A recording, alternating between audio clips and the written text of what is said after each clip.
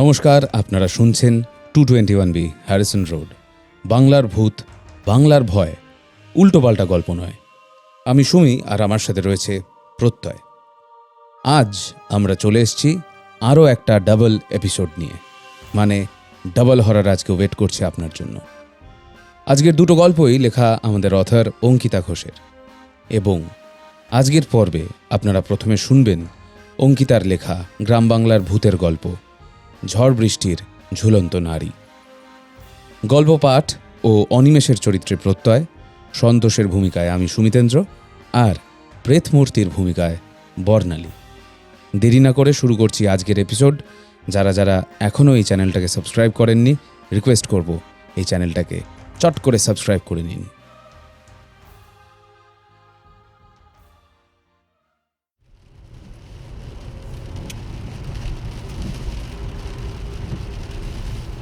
গাড়ির কাঁচ নামানোর উপায় নেই, তাই জানালার দিকে তাকিয়েই স্নিগ্ধতা উপভোগ করছিলাম আমি।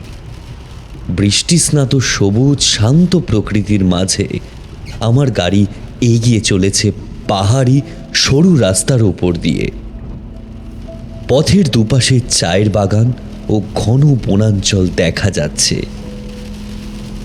গাড়ির কাঁচ বন্ধ হলেও বৃষ্টির তোড় ও হাওয়ার দাপট আন্দাজ করা যাচ্ছে। মাল নদীর নেওড়া নদী পার করে মেটলি টি এস্টেটের সামনে থেকে দুটো রাস্তা চলে যায় দুদিকে। এই রাস্তার একদিকে কুমাই গ্রাম আর অন্যদিকে শামসিং গ্রাম। আমার গন্তব্য সেই শামসিং গ্রামে। চারিদিকে সবুজ চা বাগানে আবর্তিত এই শামসিং গ্রামটি ছবির মতো সুন্দর। আমি এখানে এসেছি চাকরি সূত্রে। আমার বাবার বন্ধু অনিমেষ তালুকদার থাকেন জলপাইগুড়িতে। বিশাল বড় চা বাগানের মালিক তিনি। কয়েক মাস আগে তিনি কলকাতা এসেছিলেন আমাদের বাড়িতে। আমি চাকরির চেষ্টা করছি শুনেই তিনি এই কাজের প্রস্তাব করলেন।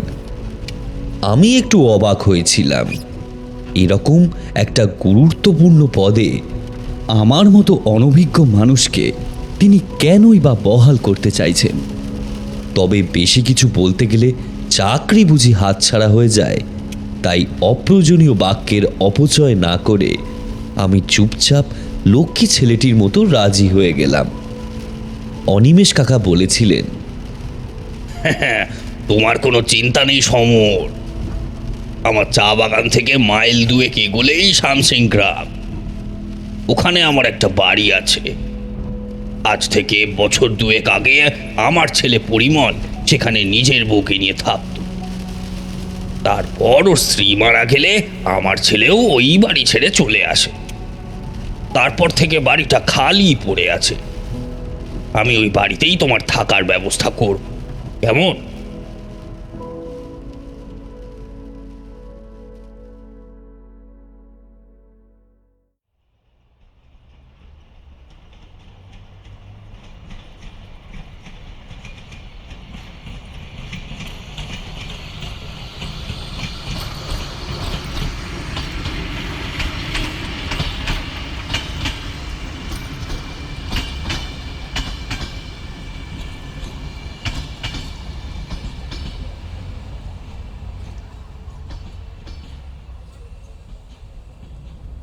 এক 3-1-4-9 কাঞ্চনকন্যা এক্সপ্রেসে শিয়ালদা থেকে ছেড়ে নিউ মাল জাংশনে এসে থামল সকাল 9:10। স্টেশনের বাইরে আমার জন্য গাড়ি অপেক্ষা করছিল। ড্রাইভার একজন বাঙালি ভদ্রলোক, নাম সন্তোষ। তার সঙ্গেই আমি রওনা দিয়েছি শামসিংয়ের উদ্দেশ্যে। গাড়িতে উঠতেই সে বলেছিল, পৌঁছোতে একটু সময় লাগবে বাবু। এত বৃষ্টির মধ্যে পাহাড়ি রাস্তায় গাড়ি একটু সাবধানে চালাতে হয়।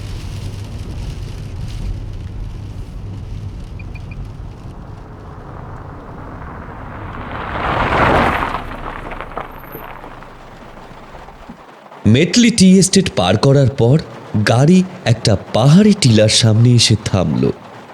সন্তোষ বলল, এই টিলার পাশে রাস্তা দিয়ে হেঁটেই উঠতে হবে বাবু। ওই যে দেখুন, ওই বাড়িটা। সন্তোষ বাড়িটা দেখিয়ে বাড়ির চাবি আমার হাতে দিয়ে বলল, অনিমেষ স্যার বলেছেন দুদিনের মধ্যেই এসে আপনার সঙ্গে দেখা করে যাবেন। আমি জিজ্ঞাসা করলাম, তা এখন ওই বাড়িতে কেউ থাকে না, মানে কেয়ারটেকার বা চাকর বাকর? আপনার রান্নাবান্নার জন্য আপাতত কোনো লোক রাখা হয়নি, তবে স্যার চেষ্টা করছেন যত তাড়াতাড়ি সম্ভব একজন কাজের লোকের ব্যবস্থা করবেন। বাড়ির রান্নাঘরে আপনি সব মালপত্র পেয়ে যাবেন। আসলে স্যারকে বিশেষ কাজের জন্য একটু দূরে যেতে হয়েছে, উনি এসেই সব ঠিকঠাক করে দেবেন। এই দুদিন আপনাকে একটু খালি কষ্ট করতে হবে। অগত্যা গাড়ি থেকে নামলাম। সন্তোষ ডিকি খুলে দিয়ে বলল, স্যার আপনার লাগেজ নিয়ে নিন, আমি গাড়ি এখান থেকেই ঘুরিয়ে নেব। আমি এবারে বিরক্ত হলাম। এত লাগেজ নিয়ে আমি একা একা যাব কি করে? কয়েক মাসের জামা কাপড় ছাড়াও প্রচুর জিনিসপত্র বাড়ি থেকেই আনতে হয়েছে। আমি রীতিমতো গজগজ করতে করতে লাগেজ বের করে নিলাম। সন্তোষ আমায় পাত্তাই দিল না, ও যেন এখান থেকে পালাতে পারলে মাছে। মনে মনে বললাম, দাঁড়া না বেটা, হচ্ছে তোর, একবার শুধু কাজটা শুরু হোক। লাগেজ নিয়ে বৃষ্টিতে ভিজতে ভিজতে টিলার উপরে উঠলাম। টিলার সামনেই বাড়িটা দেখে আমার চোখ ছানা বড়া হয়ে গেল। এরকম সুন্দর বাড়ি আমি এর আগে কোনো দিনও দেখিনি। পাহাড়ের ওপর কাঠের বারান্দা দিয়ে গোল করে ঘেরা এই বাড়িটাকে দেখলেই মনে হচ্ছে যেন পাহাড়ের উপর কোনো টাওয়ার লাগানো হয়েছে।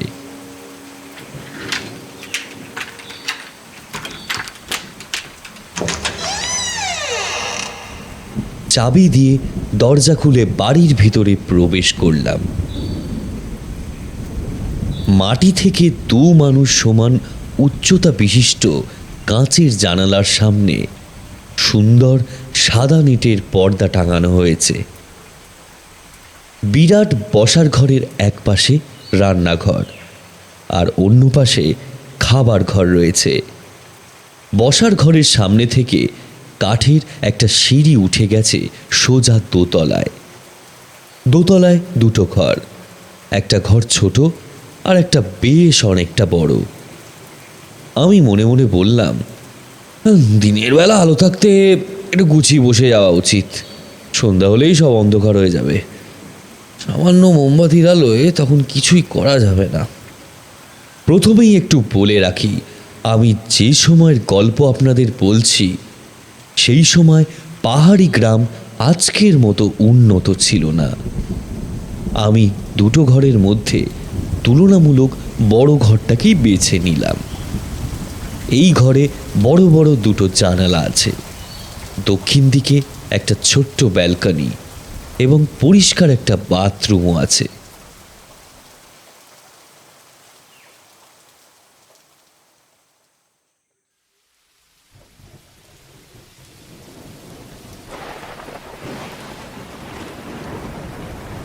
সন্ধ্যাবেলা বৃষ্টি আরও বাড়ল।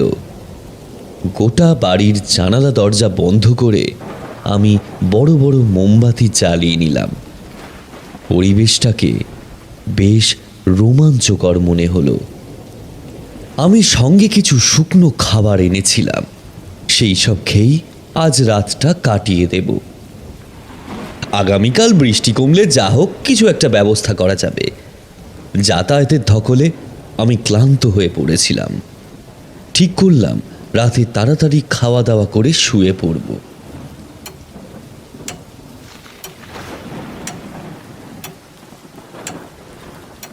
রাত 12টা। ঘরের মধ্যে ঘড়ির টিকটিক শব্দ আর বাইরে প্রবল বর্ষণের শব্দ ছাড়া আর কোথাও কোনো শব্দ নেই। শান্তির ঘুমের জন্য এই রকম মনোরম পরিবেশই উপযুক্ত। আমি চাদর মুড়ি দিয়ে অঘরে ঘুমোচ্ছিলাম। হঠাৎ পুরো ঘর পচা পটকা গন্ধে ভরে উঠল। আমি ঘুমের ঘোরেই গন্ধটার অস্তিত্ব পাচ্ছি, কিন্তু চোখ খুলতে পারছি না। একসময় ঠুকঠুক করে একটা শব্দ পেলাম। ধর্মর করে উঠে বসলাম খাটের ওপর। আমি ছাড়া তো ঘরে আর কেউ নেই। তাহলে এই শব্দ কোথা থেকে আসছে? আবারও সেই ঠুক ঠুক শব্দ হলো। এবারে বুঝলাম শব্দটা আসছে জানালার দিক থেকে। সেদিকে দৃষ্টি নিক্ষেপ করে যা দেখলাম, তা দেখে আমার হাত পা নিমেষের মধ্যে ঠান্ডা হয়ে গেল। আমি দেখলাম জানালার কাছে মুখ লাগিয়ে দাঁড়িয়ে আছে একজন মেয়ে। সে এক দৃষ্টে আমার দিকে তাকিয়ে আছে। তার মুখে রয়েছে বীভৎস হাসি। চোখটা সম্পূর্ণ কালো। ভয়ে আমার গলা দিয়ে কোনো আওয়াজ বেরোলো না। দোতলার জানালায় কোনো সাধারণ মানুষ কি এভাবে দাঁড়িয়ে থাকতে পারে? তবে একে জানালার ওপারে থাকা এই ভয়াল দর্শন মূর্তি এবারে জানালার কাঁচের ওপর নিজের দুটো হাত রেখে হঠাৎ একটা জোরে আঘাত করল। ঝমঝম করে কাঁচ ভেঙে পড়ল মাটিতে। তারপর মেয়েটি দুহাত দিয়ে কোনো সরীসৃপের মতো ঘরের ভিতরে ঢুকে এসে ক্ষুধার্ত বাঘের মতো গর্জন করে আমার উপর ঝাঁপিয়ে পড়ল। আর ঠিক তখনই আমার ঘুম ভেঙে গেল। ঘড়িতে দেখি সকাল 7:30 বাজে। বৃষ্টি ঝিরঝির করে তখনও পড়ে চলেছে। তবে কি আমি স্বপ্ন দেখলাম? তাই হবে হয়তো। খাট থেকে নেমে আমি বাথরুমের দিকে যেতে গিয়ে চমকে উঠলাম। দেখলাম বাথরুমের উল্টো দিকের জানালার কাঁচ ভেঙে গোটা মেঝেতে ছড়িয়ে আছে। আমার গায়ে কাঁটা দিয়ে উঠল। কাল রাতে যদি সত্যি সেই সব ঘটনা নেহাতি আমার স্বপ্ন হয়ে থাকে, তাহলে এই কাঁচ ভাঙল কখন? না না, এসব কি ভাবছি আমি? নিজের মনে রাজকবি চিন্তাকে প্রশ্রয় না দিয়ে নিজেকেই নিজে বললাম, নিশ্চয়ই হাওয়ার দাপটে কাঁচ ভেঙেছে। কাল থেকে যা ঝড় বৃষ্টি চলছে, এটাই হওয়া স্বাভাবিক। মেঝে থেকে কাঁচগুলো তুলে নিয়ে ঘরটা পরিষ্কার করে আমি বাথরুমে ঢুকলাম।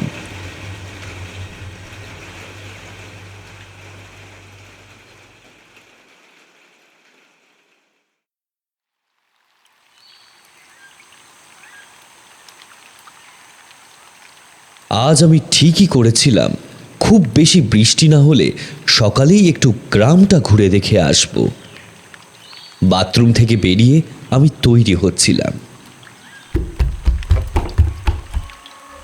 ঠিক এই সময় দরজাটার সামনে দিয়ে কেউ যেন এক পাশ থেকে অন্য পাশ ছুটে চলে গেল। আমি চট করে সেদিকে তাকিয়ে কাউকে দেখতে পেলাম না, কিন্তু স্পষ্ট শুনলাম কেউ যেন কাঠের সিঁড়ি দিয়ে নেমে যাচ্ছে। আমি ঘর থেকে বেরিয়ে দেখলাম, না, কোথাও তো কেউ নেই। আমি ছোট থেকে অনেক জায়গায় ঘুরেছি, কোনো দিনও কোথাও গিয়ে এত অস্বস্তি বোধ করিনি যতটা এই বাড়িতে আসার পর থেকে বোধ হচ্ছিল।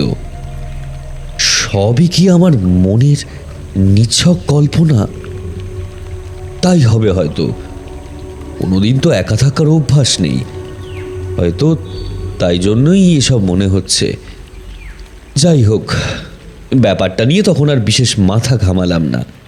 আমি গায়ে একটা রেইনকোট চাপিয়ে বেরোতে যাব, তখনই সদরে একটা ঠক ঠক শব্দ হলো। আমি দরজা খুলে দেখলাম সন্তোষ এসেছে। তার মুখের ভাব ভীত, সন্ত্রস্ত। তবুও সে যেন জোর করে হেসে বলল, অনিমেষ স্যার আপনার খোঁজ নিতে পাঠিয়েছিলেন, এই জন্যই এসেছিলাম। আপনি ঠিক আছেন তো বাবু? সন্তোষের রহস্যময় কথাটা আমি ঠিক বুঝতে পারলাম না। বললাম, কেন, আমার কি ঠিক থাকার কথা নয়? না না, আমি সেটা বলিনি। এই নিন বাবু। সন্তোষ আমার দিকে একটা বড় ফ্লাস্ক এগিয়ে দিয়ে বলল, এতে ভর্তি চা আছে বাবু, আর কিছু লাগলে বলুন, আমি এনে দেবো। না না, আমি নিজেই এখন একটু বেরোবো, আমার যদি কিছু লাগে আমি কিনে নেব। না বাবু, আপনি কোথাও যাবেন না। কথাটা আদেশের সুরে বলল সন্তোষ। আমি বললাম, যাব না কেন? তুমি আটকাবে আমায়? সন্তোষ নিম্ন স্বরে বলল, বৃষ্টির মধ্যে পাহাড়ে চলাফেরা করার অভিজ্ঞতা নেই আপনার, তাই স্যার আপনাকে বেরোতে বারণ করেছেন। কিন্তু আপনার যা প্রশ্ন আপনি ওনাকে করবেন, আমি কিছু জানি না। কিছু তো তুমি জানো সন্তোষ, যেটা তুমি আমায় বলছো না। আমি গরিব মানুষ বাবু, মালিক পক্ষ যা বলেন আমি তাই করি, এর থেকে বেশি কিছু বললে আমার চাকরি থাকবে না। কথাটা শেষ করেই রীতিমতো দৌড়ে পালিয়ে গেল।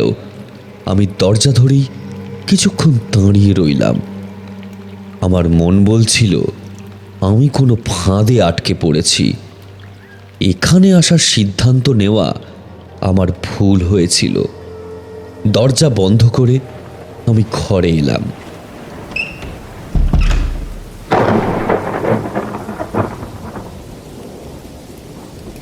প্রচণ্ড জোরে বৃষ্টি শুরু হয়েছে। এত বৃষ্টিতে বেরোনো সম্ভব নয়। রেনকোট খুলে ফ্লাস্ক থেকে এক কাপ চা নিয়ে একটা পত্রিকা হাতে বসলাম।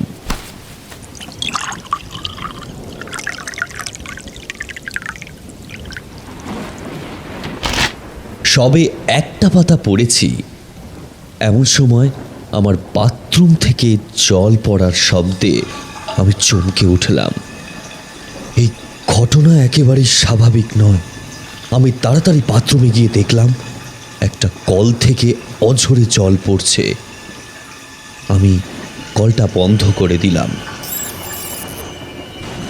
আবার ফিরে এসে খাটে বসলাম। পত্রিকা হাতে নিলাম ঠিকই, কিন্তু মন একাগ্র করতে পারলাম না। কিছুক্ষণ বসে থাকলাম, কিন্তু কোনো অপ্রাকৃতিক ঘটনা ঘটল না। পত্রিকা খুলে পড়তে শুরু করলাম।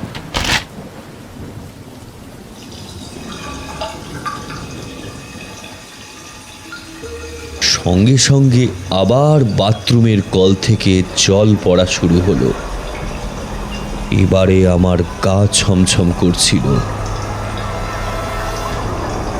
আস্তে আস্তে উঠে বাথরুমের দরজা খুলে দেখলাম কল থেকে তোড়ে জল পড়ছে। আমি ধীরে ধীরে গিয়ে আবারও কলটা বন্ধ করে দিলাম।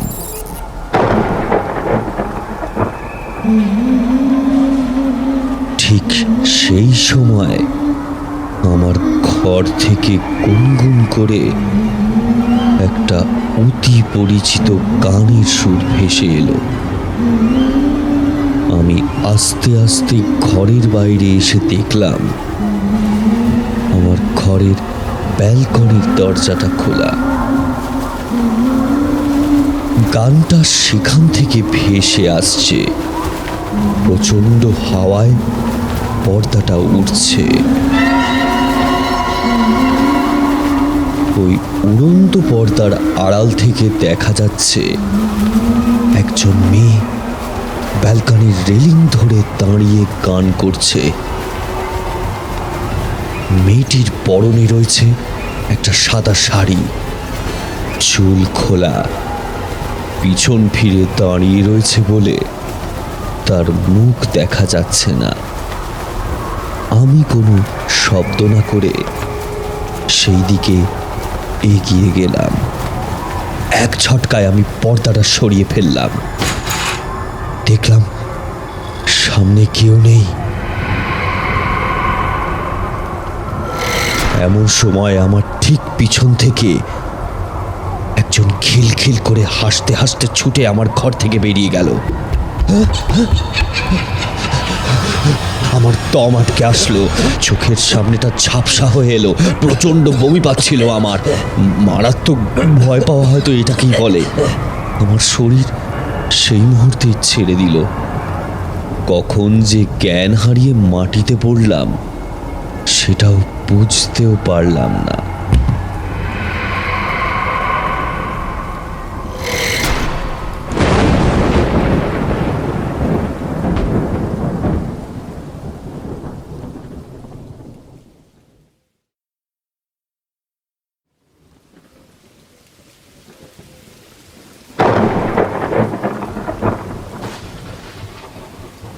জ্ঞান যখন এলো তখন ঘরের মধ্যে খুটখুটে অন্ধকার, বাইরে মুষলধারে ঝমঝমিয়ে বৃষ্টি পড়ছে। আমি এতক্ষণ মাটিতেই জ্ঞান হারিয়ে পড়েছিলাম। মাথাটা যন্ত্রণায় ছিঁড়ে যাচ্ছিল আমার। আর ঠিক তখনই কেউ যেন আমার কানের সামনে খিলখিল করে হাসছে। আমি উঠে বসলাম। ঘরের মধ্যে হাতড়ে হাতড়ে মোমবাতি ও দেশলাই খুঁজে বের করে সেটা জ্বালিয়ে ধরলাম। এখানে কে আছে? এখানে কে আছে? কে আছে? আমার ঘরের দরজাটা ধরে কেউ যেন উঁকি মেরে আমায় দেখছে। আলোটা সেই দিকে ফেলতেই মূর্তিটি হাসতে হাসতে অন্ধকারে মিলিয়ে গেল। আমি জ্বলন্ত মোমবাতি হাতে নিয়ে কোনো রকমে টলমল করতে করতে ঘর থেকে বেরিয়ে সিঁড়ির কাছে এলাম। কোনো অজানা কারণে আমি যেন আর চলতে পারছি না। নিজের শরীরকে টেনে দিয়ে আমায় হাঁটতে হচ্ছে। আমার এখন একটাই উদ্দেশ্য, যত শীঘ্রই হোক আমায় এই বাড়ি থেকে বেরোতেই হবে। জামা কাপড় জিনিসপত্র চুলোয় থাক, আগে আমায় বেঁচে এই বাড়ি থেকে বেরোতে হবে। আমি নিশ্চিত এই বাড়ির মধ্যে কোনো অলৌকিক শক্তির বাস রয়েছে। সিঁড়ি দিয়ে নামার সময় আমার হাত থেকে মোমবাতিটা পড়ে গেল। চোখের সামনে পুনরায় আবার সব অন্ধকার হয়ে গেল। আমার কানের পাশে আবারও সে হেসে উঠল। আমি তাড়াতাড়ি রেলিং ধরে সিঁড়ি দিয়ে নামতে শুরু করলাম, কিন্তু অদ্ভুত কাণ্ড, আমি যতই নামছি সিঁড়ি যেন আর শেষ হচ্ছে না। আমি অসহায়ভাবে কাঁদতে কাঁদতে সিঁড়ি দিয়ে নেমেই চললাম, কিন্তু একতলায় আর পৌঁছতে পারলাম না।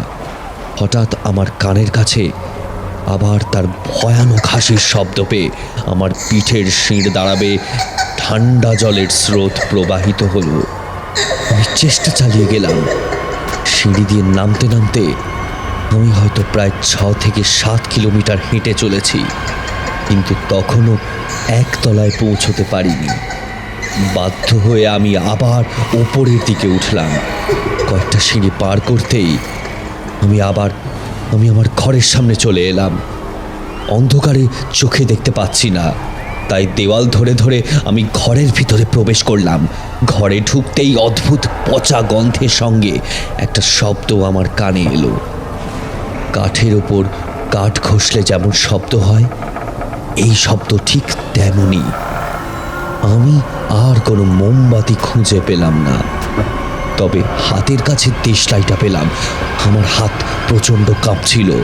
দেশলাইয়ের বাক্স থেকে একসাথে 3-4টে কাঠি নিয়ে আমি বারুদে ঘষলাম।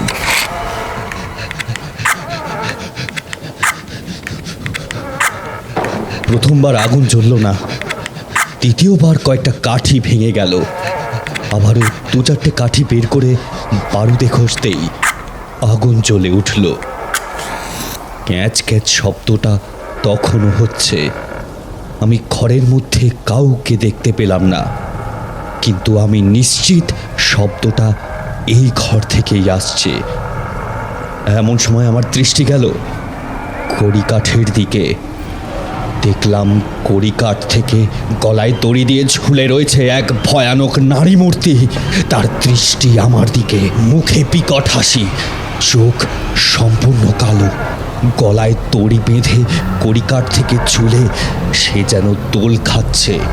আমার দৃষ্টি বিস্ফারিত, মুখ থেকে একটা শব্দ বেরোচ্ছে না। হঠাৎ আমি দেখলাম নারী মূর্তি ঝুলন্ত অবস্থায় আমার দিকে তাকিয়ে হেসে উঠল। তারপর সে আমার দিকে ওই অবস্থায় এগিয়ে আসতে শুরু করলো। আমি আর্তনাদ করে ছুটে ব্যালকনির দিকে গেলাম। পিছনে ফিরে দেখলাম আমার পিছনে সেও হাওয়ার মধ্যে ভেসে ধেয়ে আসছে। তখন মাথা কাজ করলো না, নিচু পাথুরে জমি আছে এটা জানা সত্ত্বেও ব্যালকনি থেকে ঝাঁপ দিয়ে দিলাম।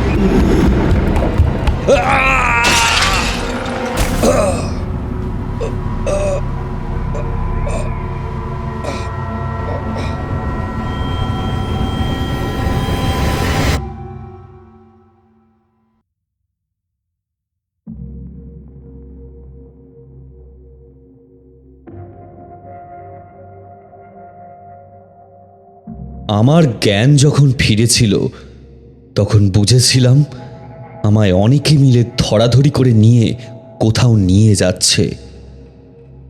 আমার বাঁ হাত আর বাঁ পা ভেঙে গিয়েছিল, মাথা ফেটে গিয়েছিল। শুধু শারীরিক নয়, মানসিকভাবেও আমি ক্ষতিগ্রস্ত হয়েছিলাম। অনিমেষ কাকা নিজের খরচে আমার চিকিৎসা করালেন। কলকাতা থেকে আমার মা বাবাকে তিনিই ডেকে এনেছিলেন। আমার সঙ্গে যে কি হয়েছিল সেটা আমি কাউকেই বুঝিয়ে উঠতে পারছিলাম না।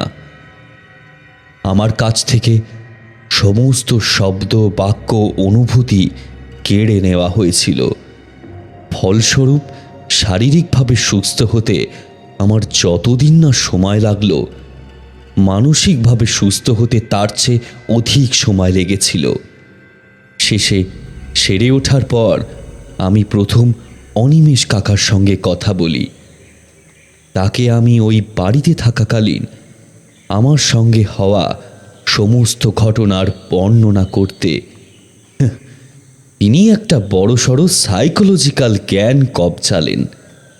আমার মনে হচ্ছে তুমি কোনো কারণে একটা ফলস পারসেপশন তৈরি করে ফেলেছিলে, এই জন্যই এসব হ্যালুসিনেট করে ভয় পেয়েছিলে। এটাকে perception in the absence of external stimuli বলে। অর্থাৎ তোমার সামনে কোনো জিনিস নেই, অথচ তুমি সেটাকেই মেনে নিচ্ছ। আমি বললাম, আপনি কি বলতে চান বলুন তো? আমি আপনাকে মিথ্যে কথা বলছি? না না, আমি বললাম হ্যালুসিনেট করা তো অস্বাভাবিক ঘটনা নয়। এর জন্য ঠিক মতো চিকিৎসা করালে তুমি তাড়াতাড়ি সুস্থ হয়ে উঠবে। বুঝলাম এই লোক ভাঙবে তবুও মচকাবে না। আসল খবর দিল সন্তোষ। সে একদিন আমার সঙ্গে হাসপাতালে দেখা করতে এলো। আমি তাকে সমস্ত ঘটনা বলার পর সে আমাকে বলল, বাবু, ওই বাড়িটা ভালো নয়। ওই এলাকা সবাই জানে এই কথাটা। এই চা বাগানের আগের ম্যানেজার বিপুল বাবু ওই বাড়িতে থাকতেন। তিনিও আপনার মতো অনেক অঘটনের সম্মুখীন হয়েছিলেন। অনিমেষ স্যারকে অনেকবার তিনি বলেছিলেন, কিন্তু তিনি কোনো ব্যবস্থা নিলেন না। তাই বিপুলবাবু কয়েকদিনের মধ্যেই ওই বাড়ি আর ওই চাকরি ছেড়ে দিলেন। তারপর থেকে ওই বাড়ির আশেপাশের লোকেরাও ওই বাড়িতে নানান ধরনের ভুতুড়ে কাণ্ড দেখেছে। বন্ধ জানলা এমনি এমনি খুলে যায়, আর রাতের বেলা একটা মেয়ে মানুষকে মোমবাতি হাতে নিয়ে ঘরের ভেতরে ঘুরে বেড়াতে দেখা যায়। এছাড়া রাত বিরেতে ওই বাড়ি থেকে মেয়ে মানুষের গান ভেসে আসে, সেটা সকলেই শুনেছে। এই জন্যই অনিমেষ স্যার আপনাকে বাড়ির বাইরে বেরোতে বারণ করে দিয়েছিলেন। উনি চাননি কেউ আপনাকে এইসব কথা জানাক। উনি মুখে বলেন এসবে, তার কোনো বিশ্বাস নেই। অথচ তিনি নিজে কোনোদিনও ওই বাড়িতে রাত কাটাননি। আগে ওই বাড়িটা এরকম ছিল না বাবু। যবে থেকে অনিমেষ স্যারের ছেলে পরিমলবাবুর স্ত্রী ওই বাড়িতে গলায় দড়ি দিয়ে আত্মহত্যা করেছিল, তবে থেকেই ওই বাড়িতে এরকম ঘটনা ঘটতে দেখা গেছে। আত্মহত্যা? হ্যাঁ বাবু, পরিমলবাবুর স্ত্রীকে দেখলে বোঝা যেত না যে ওনার মাথার ব্যামো আছে। কত সুন্দর গান গাইতেন, সবার সঙ্গে কথা বলতেন, কিন্তু মাঝে মাঝেই তার পাগলামি এত বেড়ে যেত যে তাকে বেঁধে রাখতে হলো। একদিন স্বামীর অনুপস্থিতিতে তিনি নিজের ঘরের কড়িকাঠে গলায় দড়ি দিয়েছিলেন। তারপর থেকেই ওই বাড়িতে পরিমলবাবুও থাকতে পারেননি। আমার কি মনে হয় জানেন, ওই বাড়িতে আজও পরিমলবাবুর স্ত্রীর অতৃপ্ত আত্মা ঘুরে বেড়ায়।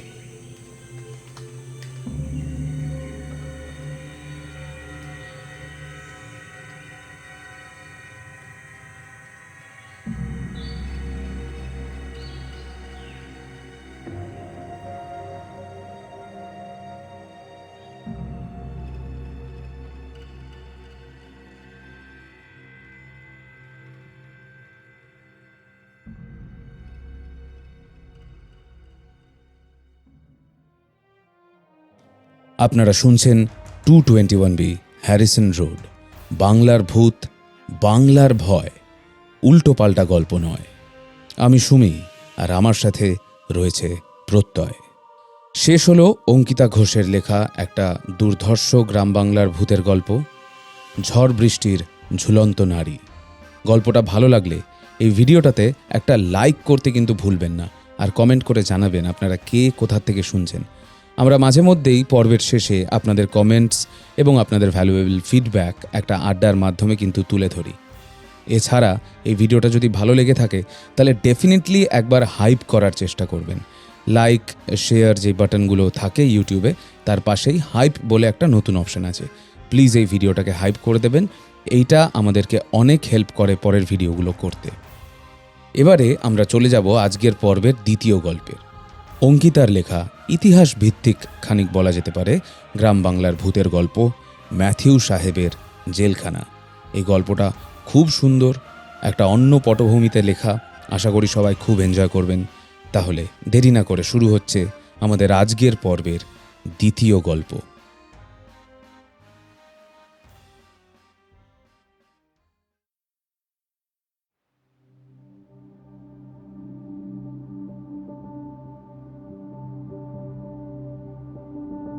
উচ্চ মাধ্যমিক পরীক্ষার পর মাত্র দুদিন হয়েছে অমর এসেছে নিজের মামা বাড়িতে।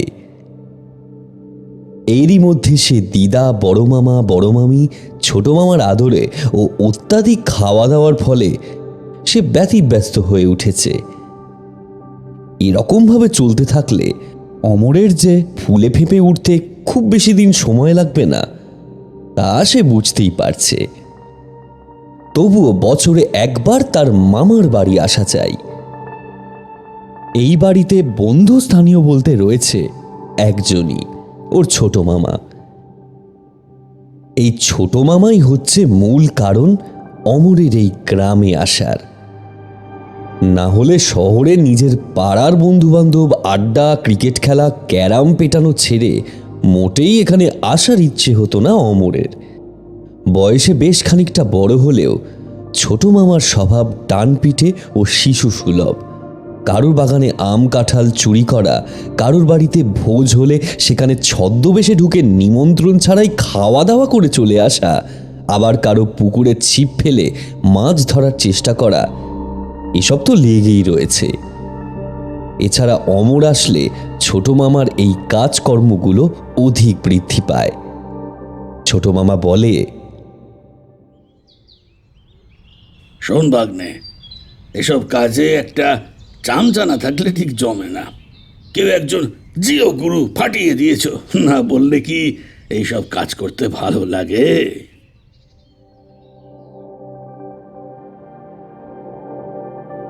কিন্তু এবারে অমরের সঙ্গে গল্পগুজব করা ছাড়া ছোট মামা কিছুই করেনি। এই নিয়ে অমরের আক্ষেপও কম ছিল না। মামা এত শান্ত হয়ে গেল কেন? অমরের বাবা মাত্র 7 দিনের জন্য অমরকে এখানে থাকার অনুমতি দিয়েছেন। তারপর ফিরে গিয়েই কলেজে কি বিষয় নিয়ে পড়াশোনা শুরু করবে সেসব আলোচনায় বাবার সঙ্গে বসতে হবে। পড়াশোনার বিষয়ে বাবা খুবই কড়া, ফাঁকি মারার কোনো উপায় নেই। এই কথা ছোট মামাকে বলতেই ছোট মামা বলল, ভাগ্নে, তোকে নিয়ে কোথাও যাব না তুই ভাবলি কি করে? আসলে সেই জায়গাটার কথাই আমি এতদিন ধরে ভাবছি।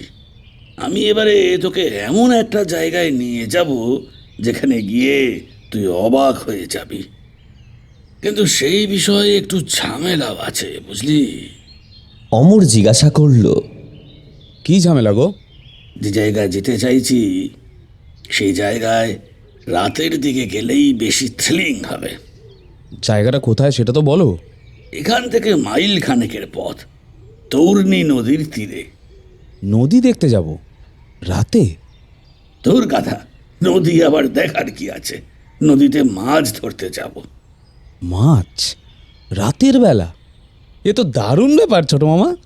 এছাড়া আরো একটা জিনিস তোকে দেখাবো, যদিও রাতে সেটা ভালো করে দেখতে পাবি না। কি জিনিস গো? নীল চাষ বা নীলকুঠির নাম শুনেছিস? শুনবো না? কত ছোটবেলা থেকেই তো নীল চাষ, এই নীলকর সাহেব, নীলকুঠি সম্পর্কে পড়ে এসেছি। কেন গো, ওখানে কি কোনো নীলকুঠি আছে? সে তো আছেই, কিন্তু আসল আকর্ষণ নীলকুঠি নয়।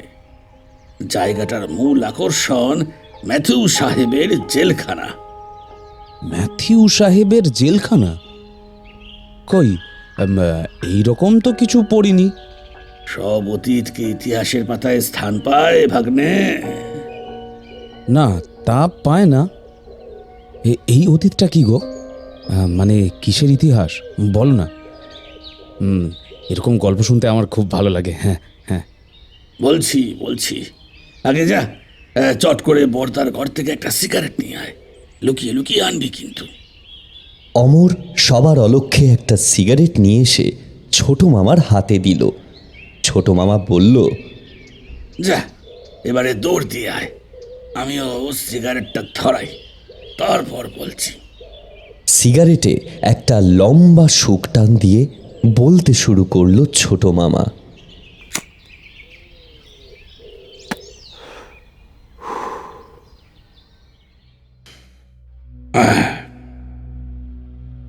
অনেক কাল আগের কথা। ইংল্যান্ডে তখন শিল্প বিপ্লব চলছে। সেই সময় ম্যানচেস্টারে বস্ত্র শিল্পের বিকাশের জন্য অধিক মাত্রায় নীলের যোগান দেওয়ার প্রয়োজন হলো। নীল তো আর বিস্কুট বা সাবান নয় যে কারখানায় উৎপন্ন করা যাবে। নীল উৎপন্ন করার জন্য প্রয়োজন জমির। সুতরাং ব্রিটিশ ইস্ট ইন্ডিয়া কোম্পানি ভারতকে বেছে নিল নীল চাষ করার জন্য। নীলের ব্যবসা যারা করত তাদের নীলকর সাহেব বলা হতো, সেটা তো জানিসই। এই নীলকর সাহেবরা ভারতে এসে আমাদের বাংলার প্রত্যন্ত গ্রামগুলিকে বেছে নিল নীল চাষের জন্য। এরকমই এক নীলকর সাহেবের আগমন ঘটে এই গ্রামে। তার নাম ছিল ম্যাথিউ। সে ওই তর্নি নদীর তীরে একটা নীলকুঠি তৈরি করে আশেপাশের চাষিদের আহ্বান করে তাদের নীল চাষ করতে উদ্বুদ্ধ করল। ধান, গম, পাট চাষে সেইভাবে আর্থিক লাভ হতো না। নীল চাষ করলেই প্রচুর টাকা লাভ হবে জানালো ম্যাথিউ সাহেব। গরিব বুদ্ধিহীন চাষিরা নিজেদের জমিতে ধান গম চাষ ছেড়ে নীল চাষ করতে রাজি হয়ে গেল। কিন্তু নীল চাষ করার মতো টাকা তাদের কাছে ছিল না। তখন ম্যাথিউ সাহেব নিজেই তাদের অগ্রিম টাকা দেওয়ার ব্যবস্থা করল, যাকে ইতিহাসের পাতায় দাদন বলা হতো। অগ্রিম টাকা ধার হিসেবে তো এমনি এমনি দেওয়া যায় না, তার জন্য প্রয়োজন আইনি কাগজের। ম্যাথিউ স্ট্যাম্প পেপারে সই করিয়ে চাষিদের টাকা দিল। বুকা চাষিরা শিক্ষিত নয়, তাই সই করে বা বুড়ো আঙুলে ছাপ দিয়ে তারা সাহেবের কাছ থেকে টাকাও নিয়ে নিল। নিজেদের জমিতেই শুরু করলো নীল চাষ। প্রথম প্রথম লাভও হলো, চাষিরা টাকাও পেল। কিন্তু দাদন তো সময় মতো ফিরিয়ে দিতে হবে। আর তখন থেকেই শুরু হলো আসল গন্ডগোল। টাকা শোধ করার সময় সুদ সমেত যা টাকার পরিমাণ দাঁড়ালো, সেই টাকা বছর বছর চাষ করেও চাষিরা শোধ করতে পারবে না। চাষিদের বুঝতে অসুবিধা হলো না ম্যাথিউ সাহেব তাদের সঙ্গে বিশ্বাসঘাতকতা করেছে। স্ট্যাম্প পেপারে তাদের 1 টাকা দাদন দিয়ে 10 টাকা লেখা হয়েছে। সুদ সমেত যে টাকার পরিমাণ অনেকটাই। তাদের মূর্খামিকে কাজে লাগিয়ে ম্যাথিউ সাহেব বাজিমাত করেছিল। বিস্তর ঝামেলা গন্ডগোল করার পরও চাষিদের হার মানতে হলো। চক্রবৃদ্ধি হারে সুদ বাড়তে লাগলো। তারা বাধ্য হলো নীল চাষ করে যেতে। সাহেব তাদের থেকে অনেক কম টাকায় সেই নীল কিনত এবং সেই টাকাও দাদন শোধ করতে চাষিদের নিয়ে দিতে হলো নীলকর সাহেবকে। এই সব কিছুর প্রতিবাদ করার মতো সাহস চাষিদের ছিল না। তবে কিছুজন প্রতিবাদ করল। সেই সব অবাধ্য চাষিদের জন্য ম্যাথিউ সাহেব একটা জেলখানা নির্মাণ করল। যারা নীল চাষ করতে অস্বীকার করত, সেই সব অনিচ্ছুক চাষিদের সেই জেলে নির্মম অত্যাচারের সম্মুখীন হতে হতো। কিন্তু সারা জীবন তো আর কেউ অত্যাচার সহ্য করে না। কালের নিয়মে আস্তে আস্তে চারিদিকে বিদ্রোহের পরিবেশ সৃষ্টি হলো। শুরু হলো নীল বিদ্রোহ। জায়গায় জায়গায় সাহসী যুবকেরা বিদ্রোহের নেতৃত্ব দানে এগিয়ে এলো। বিদ্রোহীরা দিগ্বিদিক জ্ঞান শূন্য হয়ে এতদিনের অত্যাচারের প্রতিশোধ নিতে ঘুরে দাঁড়ালো। চৌগাছা গ্রামের 2 ভাই বিষ্ণুচরণ বিশ্বাস ও দিগম্বর বিশ্বাসের মতোই এই মল্লিকপুরের নীল বিদ্রোহের নেতৃত্ব দান করেছিলেন পাঁচু শেখ। চারিদিকে তখন হইচই চলছে। নীলকর সাহেবদের কুঠি জ্বালানো হচ্ছে, মুক্তি দেওয়া হচ্ছে বন্দি চাষিদের। এই আন্দোলনের সম্মুখীন হয় ম্যাথিউ সাহেব। বাকি নীলকর সাহেবরা ততক্ষণে এই আন্দোলনকে গুরুতর বিক্ষোভ বলে আখ্যা দিয়ে নীলকুঠি ছেড়ে পালিয়ে গেলেও এই ম্যাথিউ বাবাজি কোথাও পালালো না। সে তাচ্ছিল্যে সুরে বলতো, এই নেংটি পড়া বাঙালি চাষিদের আবার আন্দোলন। কিন্তু আন্দোলনকারীরা সেখানে এসে নীলকুঠিতে আগুন লাগিয়ে দিল। কিন্তু বন্দি চাষিদের মুক্ত করার আগেই ব্রিটিশ সৈনিকেরা সেখানে গুলিবর্ষণ করে আন্দোলন রুখতে চলে আসে। অগত্যা আন্দোলনকারীরা সেখান থেকে পালিয়ে যায়। তারপরের ঘটনা আরো ভয়ঙ্কর। ম্যাথিউ সাহেব রাগে ক্ষোভে তখন ফেটে পড়ছে। প্রতিশোধ নেওয়ার জন্য ওই জেলখানায় অগ্নিসংযোগ করে প্রায় 48 থেকে 50 জন বন্দি চাষিদের জ্যান্ত পুড়িয়ে দেয় ম্যাথিউ সাহেব। শোনা যায় তার কিছুদিন পর ম্যাথিউ সাহেব নিজেও আত্মহত্যা করে।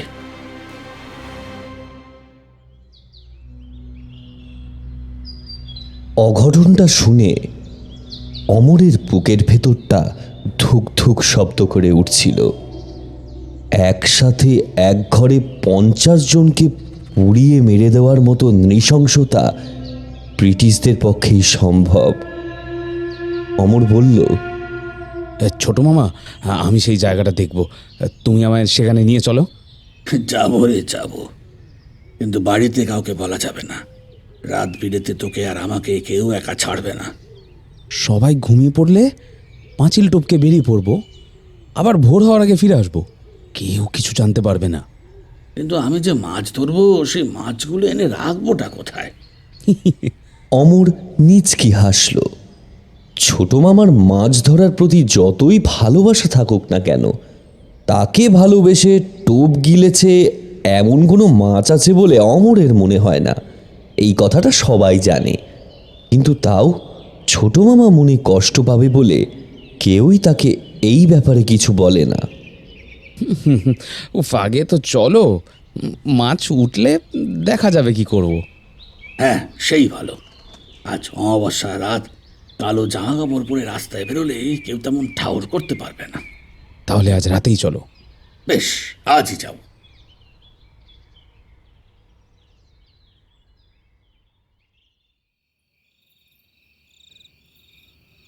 রাতে সবাই ঘুমিয়ে পড়লে বড় বড় দুটো 5 সেলের টর্চ আর একটা মাছ রাখার মাটির কলসি নিয়ে মামা ভাগ্নেতে পাঁচিল টপকে বেরিয়ে পড়ল। বেরোনোর সঙ্গে সঙ্গেই আকাশের দিকে চোখ গেল অমরের। আকাশে গাঢ় লাল রং ধারণ করেছে। অমর বলল, মনে হচ্ছে বৃষ্টি হবে। আজকে যাওয়াটা কি ঠিক হবে? এত ভাবিস না, কাল বৈশাখী আসতে এখনো ঢের দেরি, তার আগে ঝমঝমে বৃষ্টি হবে না।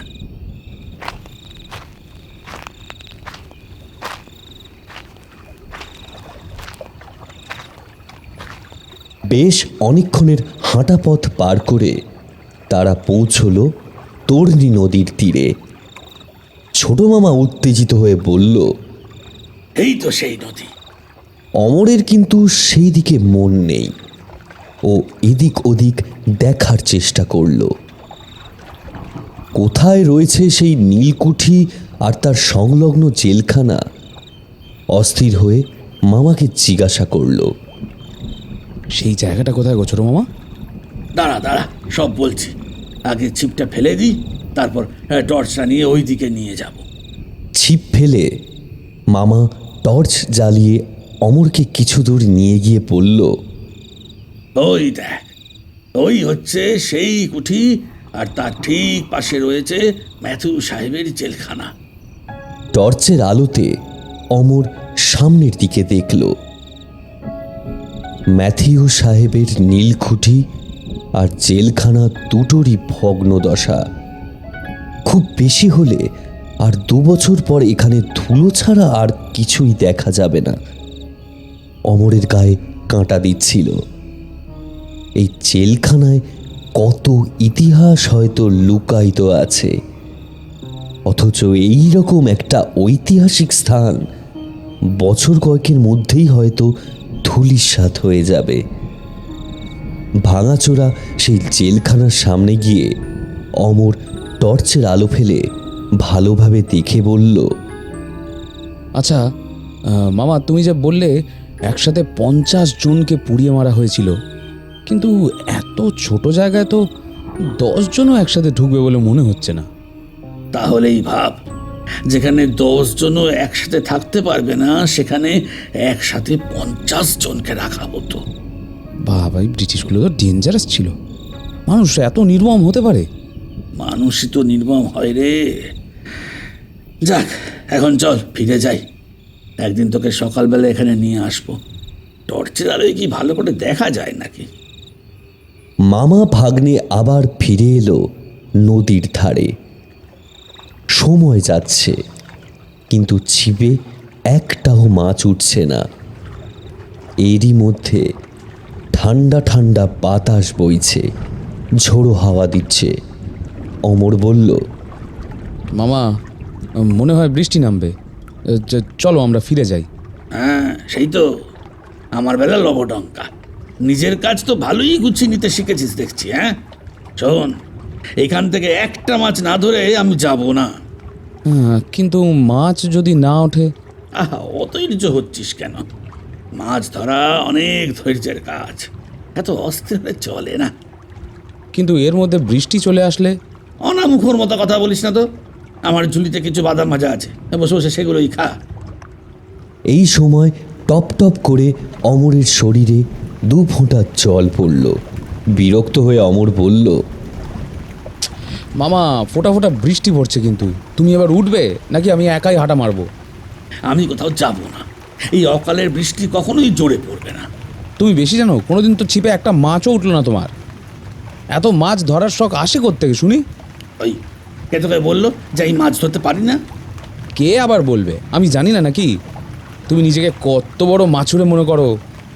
মাছুরে আবার কি?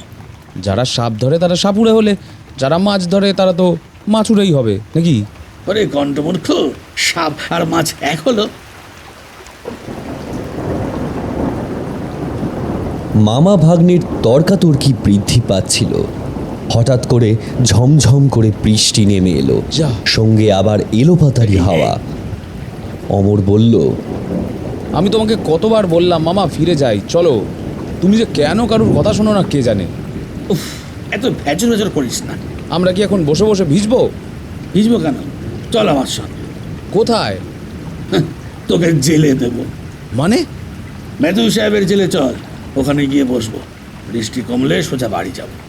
ছোট মামা অমরকে নিয়ে তাড়াতাড়ি ম্যাথিউ সাহেবের জেলে ঢুকে বসল।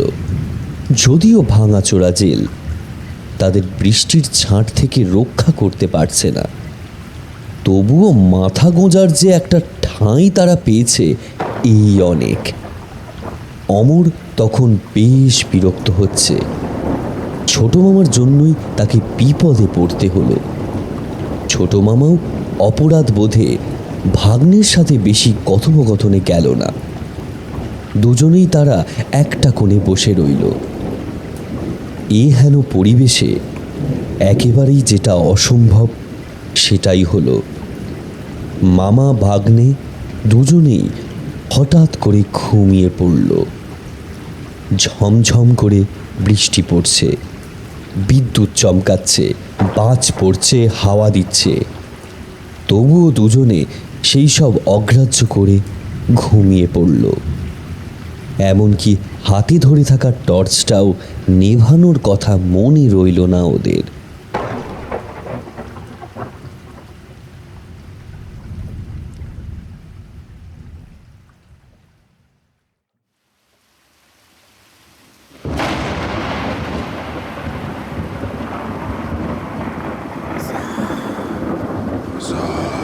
কিছুক্ষণ পরে কানের কাছে ফিস ফিস শব্দ এলো অমরের।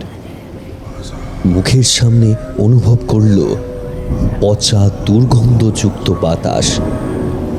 ঘুমের মধ্যেই যেন দমটা বন্ধ হয়ে আসছে ওর। হঠাৎ ওর হাতটা চেপে ধরল আরও একটি বলিষ্ঠ হাত।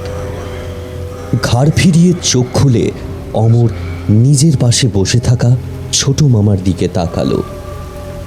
টর্চের আলো কমে এসেছে, তবুও সেই আলোতে অমর দেখল ছোট মামার দৃষ্টি অমরের দিকে স্থির। সেই দৃষ্টিতে মিশে রয়েছে অসম্ভব ভয়। কি দেখে এত ভয় পেয়েছে ছোট মামা? আস্তে আস্তে ছোট মামা নিজের দৃষ্টিটা অমরের দিক থেকে সরিয়ে অমরের পিছন দিকে নিক্ষেপ করল। অমরও নিজের মুখ ঘুরিয়ে সেই দিকে দেখল। কোথায় গেল সেই ভাঙাচোরা জেলখানা? সেই মরচে ধরা লোহার শিকগুলোই বা কোথায়? এ তো পুরোদস্তুর শক্তপোক্ত গারদ। মামা ভাগ্নে দুজনেই এখন জেলের মধ্যেই বসে আছে।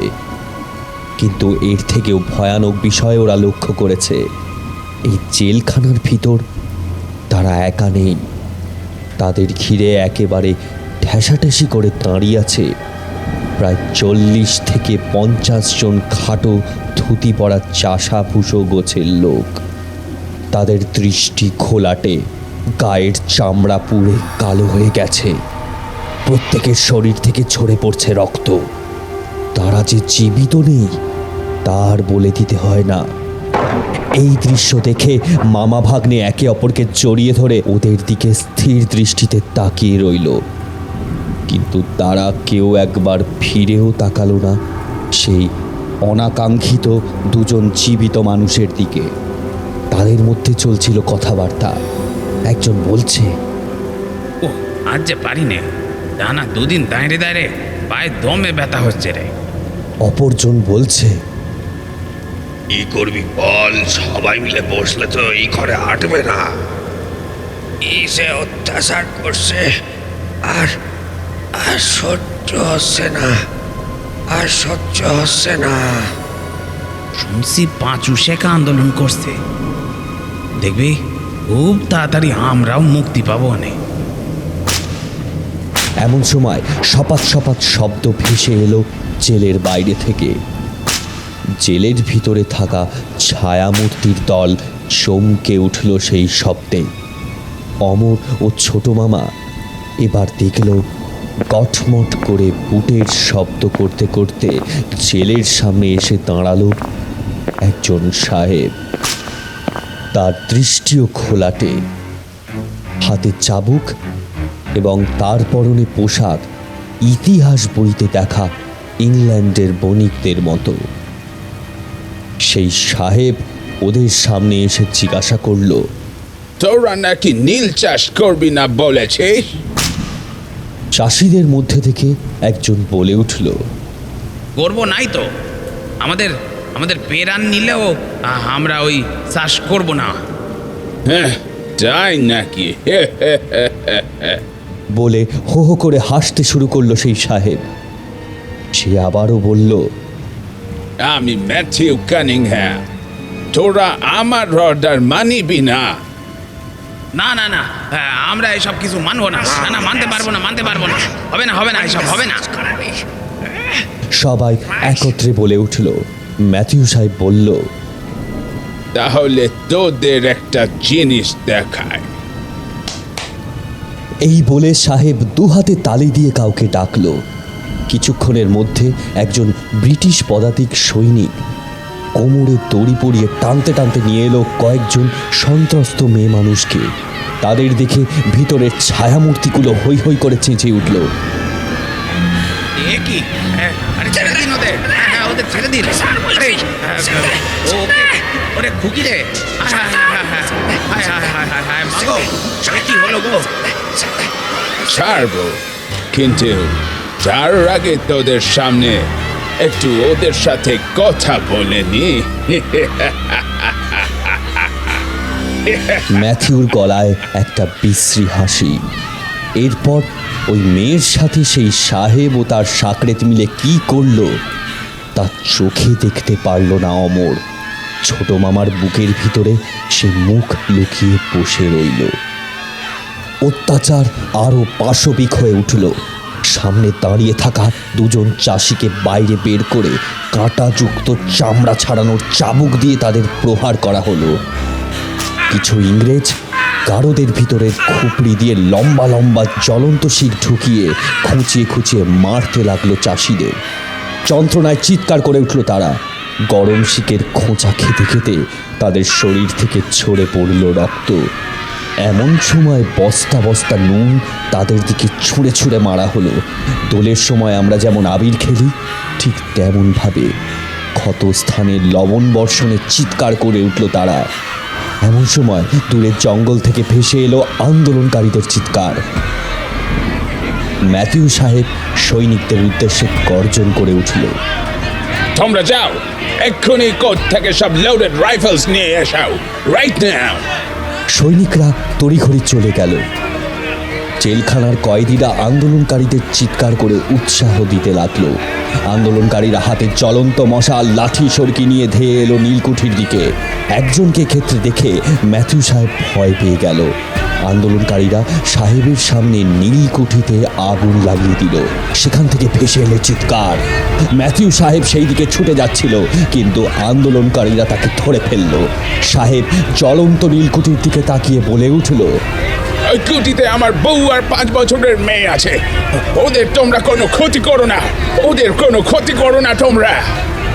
কিন্তু ততক্ষণে নীলকুঠি দাউ দাউ করে জ্বলে উঠেছে।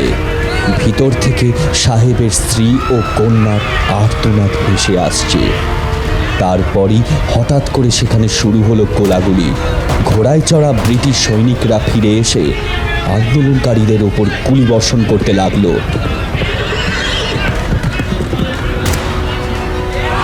আন্দোলনকারীরা সেখান থেকে পালিয়ে যেতে বাধ্য হলো, কিন্তু বন্দি চাষিদের জেলখানা থেকে মুক্ত করার সময় পেল না তারা। অন্যদিকে আগুন থিতিয়ে যেতেই ম্যাথিউ সাহেব নীলকুঠিতে প্রবেশ করে তার স্ত্রী ও কন্যার পোড়া গুটিয়ে দলা পাকিয়ে যাওয়া দেহ দেখে রাগে ফেটে পড়ল। তাকে এরকম হাহাকার করতে দেখে জেলের মধ্যে চাষিরা কলরব করে উঠল। এতদিন তারা কারাগারে বন্দী হয়ে সামনে অসহায় অবস্থায় দাঁড়িয়ে দেখেছে নিজেদের পরিবারের মানুষদের ওপর হওয়া অকথ্য অত্যাচার। এখন ম্যাথিউ সাহেবকে অসহায় অবস্থায় দেখে সেই বন্দি চাষিরা আনন্দে আত্মহারা হয়ে উঠল। ম্যাথিউ সাহেবের চোখ জ্বলে উঠল। নিজের স্ত্রী ও কন্যার মৃত্যুর প্রতিশোধ নেওয়ার জন্য নৃশংস দৃষ্টিতে চাষিদের দিকে তাকিয়ে নিজের সৈনিকদের কিছু বলল ম্যাথিউ।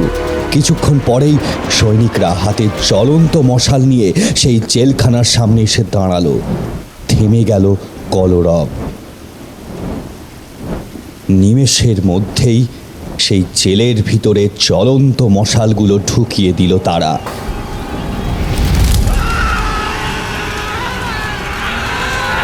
আগুনের দাবদাহে চলতে লাগলো বন্দি চাষিরা।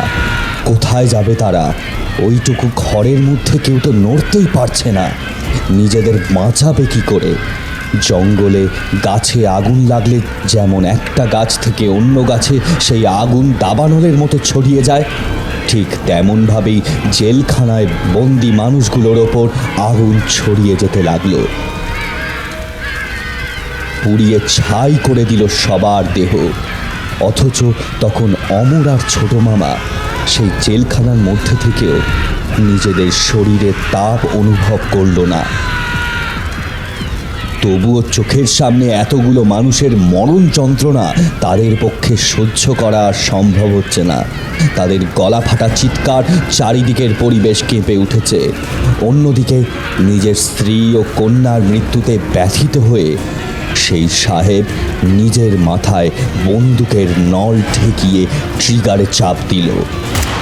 অমর নিজের জ্ঞান হারালো এবং তার কিছুক্ষণের মধ্যেই ছোট মামার চোখের সামনেটাও অন্ধকার হয়ে এলো।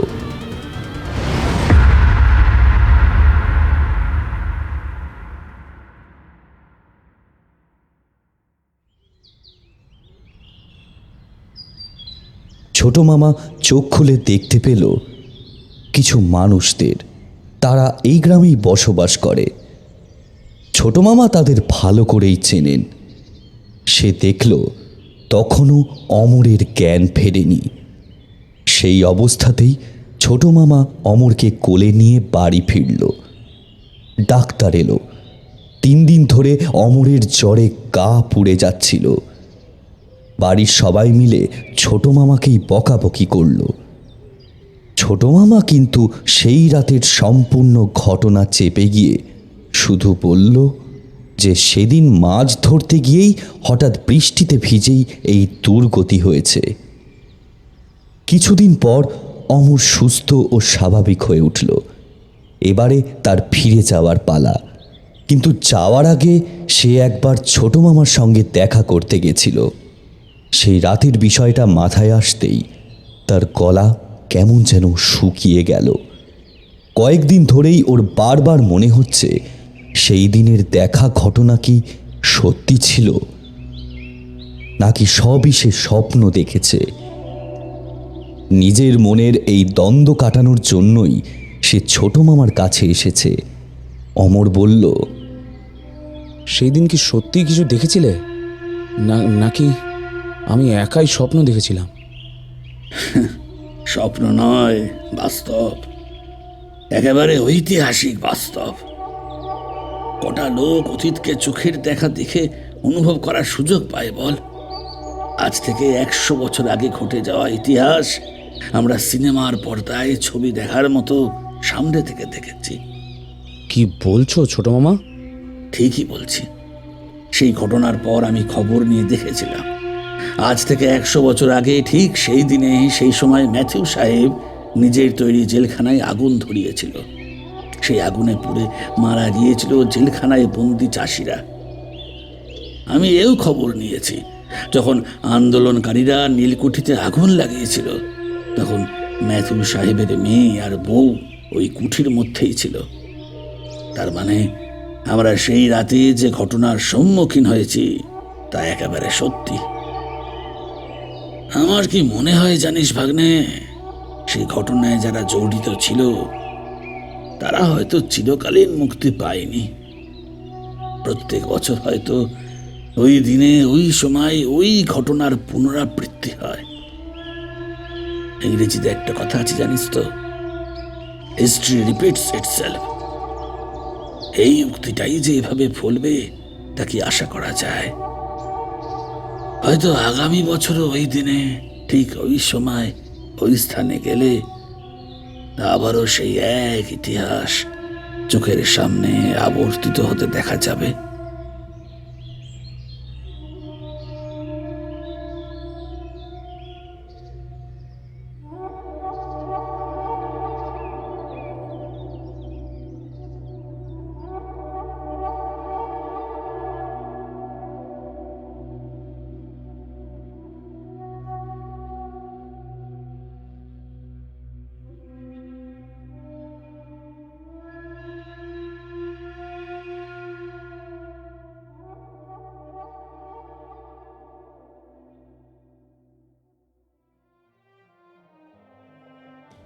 আপনারা শুনছেন 221B হ্যারিসন রোড, বাংলার ভূত, বাংলার ভয়, উল্টোপাল্টা গল্প নয়।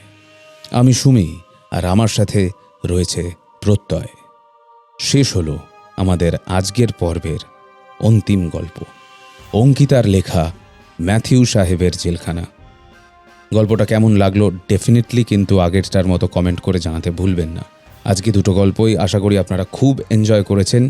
একটা লাইক, পারলে একটু বন্ধুদের সাথে শেয়ার, আর আমাদেরকে সাবস্ক্রাইব করতে কিন্তু একেবারে ভুলবেন না। আশা করি সবাই সবার লোকালিটিতে একটু ঝড় বৃষ্টি পেয়েছেন। এই গল্পটা শুনতে সবার খুব ভালো লাগবে এই ওয়েদারের মধ্যে। আজকের মতো আমরা এখানেই শেষ করছি। দেখা হচ্ছে খুব তাড়াতাড়ি পরের পর্বে। Till then keep listening to 221B Harrison road, বাংলার ভূত, বাংলার ভয়, উল্টোপাল্টা গল্প নয়।